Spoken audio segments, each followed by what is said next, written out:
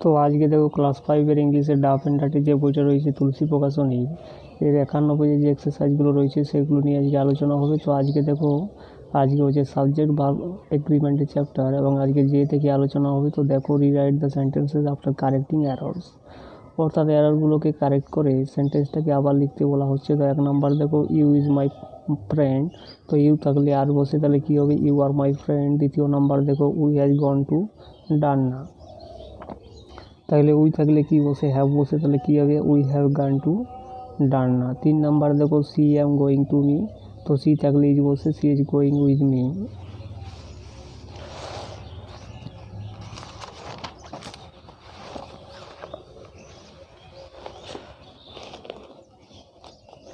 এরপরে 4 নাম্বার দেখো, neither of the clothes, বোঝা neither of the clothes very interesting. তো নাইদারটা দেখো এখানে সাবজেক্ট রয়েছে এবং প্রিপোজিশনের পরে সবসময় অবজেক্ট হয়, তাহলে ক্লোথ যেটা রয়েছে এটা এখানে অবজেক্ট, তাহলে নাইদারের পরে কী হবে, সিঙ্গুলার ভার্ব হবে, তাহলে কী হবে, ইজ। ওয়াজ হবে,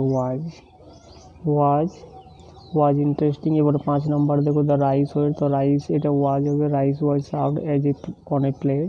6 নাম্বার দেখো, ইংলিশ ইজ হবে, English is my favourite subject. এরপরে 7 নাম্বার দেখো, ব্রেড অ্যান্ড বাটার একটা সিঙ্গুলার ফ্রেজ, তার জন্য এখানে ইজ বসবে, ইজ মাই ফেভারিট ব্রেকফাস্ট। এরপরে 8 নাম্বার দেখো, আম্বেদকর ফাইটেড এগেইনস্ট ইনজাস্টিস, তো এটা কী হবে দেখো,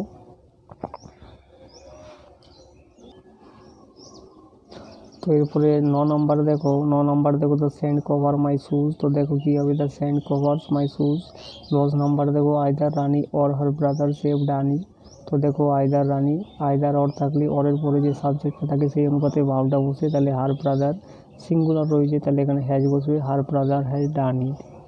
এরপরে দেখো, for advance learners do I directed. 1 number দেখো, the novel including all the essays, তো নোবেলটা দেখো এখানে সাবজেক্ট রয়েছে, ইনক্লুডিং অল দ্য এসেজ, তো এখানে কি হবে দেখো, এখানে হবে টেক্স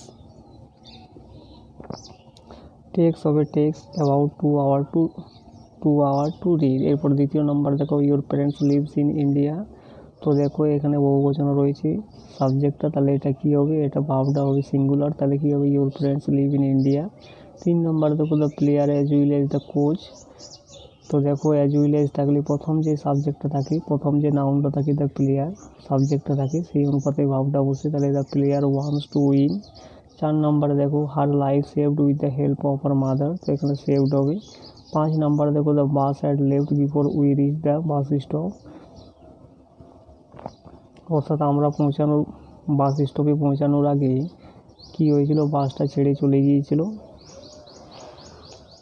অর্থাৎ আগে যেটা ঘটছে সেটা হবে পাস্ট পারফেক্ট টেন্স এবং পরে যেটা ঘটছে সেটা হবে পাস্ট ইনডিফিনিট টেন্স। এরপরে 6 নাম্বার দেখো, does anyone know where the market is, অর্থাৎ কেউ কি জানে যে মার্কেটটা কোথায়, তো এখানে কি হবে দেখো, এনিওয়ান থাকলে নোজ হবে, anyone knows where the market is. এরপরে 7 নাম্বার দেখো, anyone are not timing me, তাহলে এনিওয়ান ইজ, এখানে এনিওয়ানটা সিঙ্গুলার, তার জন্য এখানে ইজ বসবে, ইজ নট টাইমিং মি। এরপরে 8 নাম্বার দেখো, the dog is killed by you, তো এটা পেসিভ ভয়েসে রয়েছে, তাহলে কী হবে, is killed by you. 9 number দেখো, my wish is riding in a bike, তো এটা কী হবে দেখো, এখানে মেন ভার্বটাকে খুঁজে বার করতে বলা রয়েছে, তাহলে কী হবে, রাইডিংটা হবে মেন ভার্ব। এরপরে 10 নাম্বার দেখো, কারেক্ট ফর্মটাকে এখানে লিখতে বলা আছে, ইউ থাকলে আর বসে, তাহলে ইউ আর মাইন।